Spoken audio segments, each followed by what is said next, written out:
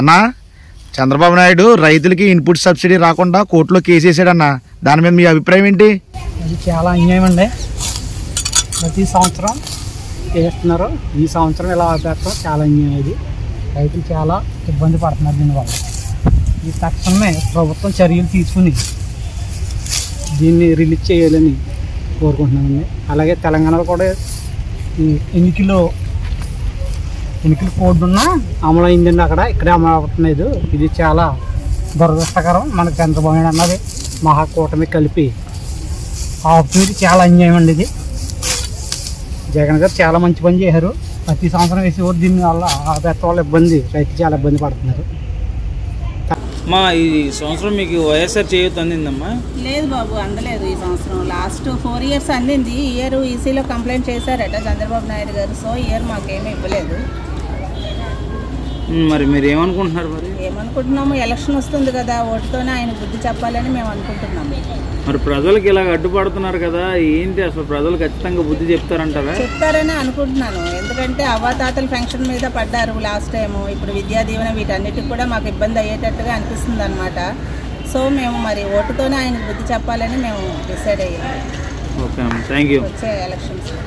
Okay, thank you. సంవత్సరాలుగా YSR Congress party Jaganmohan Reddy గారు విద్యార్థులకు విద్యా దీవెన, వసతి దీవెన ఇస్తున్నారు. కానీ ఈరోజు ప్రతిపక్షాలు మాట్లాడుతున్నాయి డబ్బులు లేక ప్రభుత్వంతో ఇవ్వట్లేదు అని.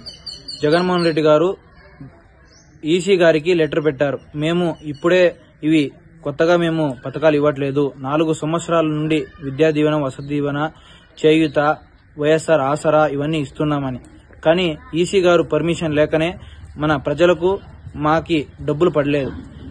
కానీ చంద్రబాబు గారు ఇంత రాక్షస బుద్ధి ఎందుకు చూపిస్తున్నారో అర్థం కావట్లేదు. చివరికి విద్యార్థుల పైన కూడా మేము చదువుకోలేని పరిస్థితుల్లో మమ్మల్ని చదివిపిస్తున్న జగన్మోహన్ రెడ్డి గారికి మోసం చేస్తూ మాలాంటి విద్యార్థులకు ఎంతో మోసం చేస్తున్నారు తన రాజకీయం కోసం.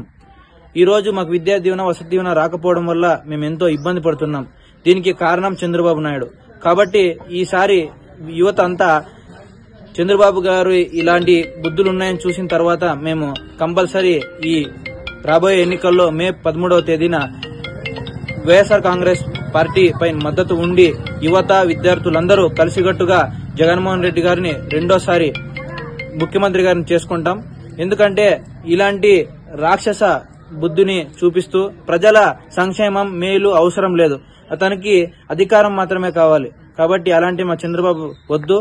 మా పేదవాళ్ళైనా మమ్మల్ని బాగా చూసుకునే జగన్మోహన్ రెడ్డి గారికే మా మద్దతు.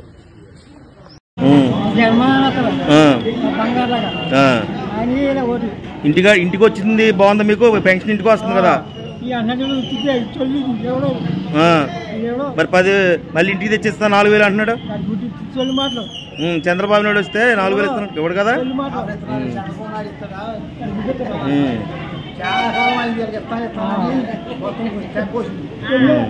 అమ్మ, విద్యా దీవెనను మీకు రావాల్సింది ఫీజు రియంబర్స్మెంట్ ఈ సంవత్సరం వచ్చేయండి. ఎందుకంటారు? చంద్రబాబు నాయుడు అడ్డేస్తాను కాబట్టి రావట్లేదు. మరి దాని మీద మీ ఆలోచన? చంద్రబాబు నాయుడు అడ్డేస్తాడు, ఆడేవి దాటడానికి, ఆడు కొడుకున్నంత కొట్టడానికే చేస్తాడు చంద్రబాబు నాయుడు. వాళ్ళ అమ్మ కొడిదా, నా వాళ్ళ అమ్మ కొడిదా, వాళ్ళ ఇంట్లో దిక్చేస్తాడు. ఆడేవుడు జగన్ ఇస్తాడు మాకు, జగనే మమ్మల్ని చూస్తాడు బాగా.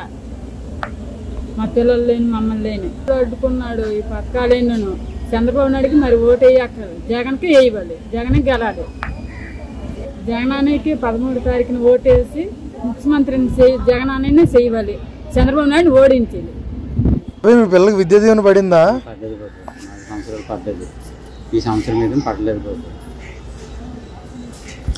చంద్రబాబు నాయుడు వల్ల ఈసీకి కంప్లైంట్ పెట్టి యాక్షన్ బాబు. ఈ సంవత్సరం మానటి పేదలు బతుకులు చెడగొట్టడం తయారైపోయి రాక్షసులాగా చంద్రబాబు నాయుడు 13వ తారీఖు నాడు ఓటేసి చంద్రబాబు నాయుడికి బుద్ధి చెప్తాం బాబు. మా జగనాన్ని ముఖ్యమంత్రి చేసుకొని మా పథకాలను సాధించుకుంటాం. జగనానికి గెలిపించుకుని చంద్రబాబు నాయుడికి బుద్ధి చెప్తాం.